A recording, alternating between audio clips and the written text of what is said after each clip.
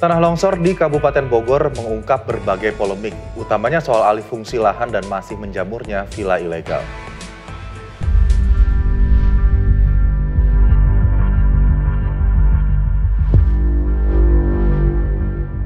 Maraknya pembangunan villa di wilayah zona merah Kabupaten Bogor sangat berpengaruh terhadap banyaknya korban jiwa yang jatuh ketika terjadi bencana tanah longsor. Celakanya lokasi tempat saya berdiri ini hanyalah satu dari puluhan atau bahkan ratusan villa yang dibangun di atas wilayah zona merah atau dicurigai tanpa izin dan perlu untuk ditertibkan. Bukan hanya berpotensi untuk terkena bencana longsor susulan, namun juga ini berbahaya bagi warga yang tinggal di sekitarnya. Peristiwa tanah longsor di Kabupaten Bogor bukan sekedar musibah alam semata.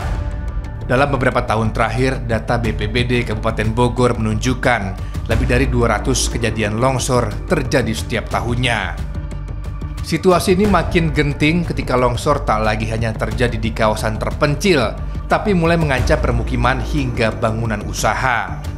Destinasi utama warga Jakarta dan sekitarnya kini kian ramai dipenuhi pembangunan villa. Sebagian di antaranya dibangun di atas lahan zona merah rawan longsor, tanpa izin lengkap juga mengabaikan tata ruang. Mirisnya tak sedikit dari villa-villa tersebut masih beroperasi hingga hari ini. Bagi warga sekitar, kehadiran villa seringkali dilihat sebagai pedang bermata dua, membawa manfaat ekonomi, namun di sisi lain merenggut rasa aman ketika hutan dibuka dan diubah menjadi komplek peristirahatan.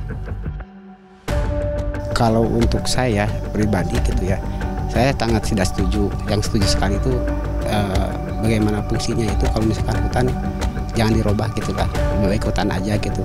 Itu dampaknya ke kita sebetulnya, karena gundulnya hutan ini mengakibatkan banjir gitu.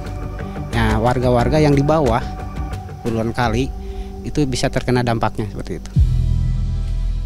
Topografi berundak dengan pemandangan gunung yang memukau jadi alasan banyak yang berbisnis villa di sini.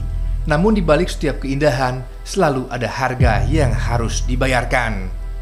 Resiko jalur curam, kontur tanah mudah bergeser, juga intensitas hujan tinggi. Semua merupakan kombinasi sempurna tanah longsor. Dari setiap nyawa yang hilang, satu pertanyaan besar menyeruak.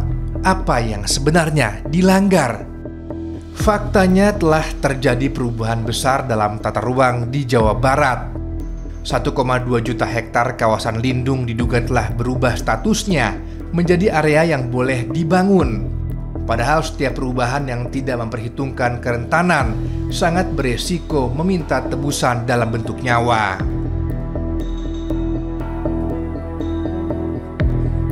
Kami telah meminta kepada Bapak Gubernur untuk segera mereview tata ruangnya, karena berdasarkan tata ruang terbaru di tahun 2022 maka Jawa Barat kehilangan 1,2 juta hektar kawasan dengan fungsi lindung.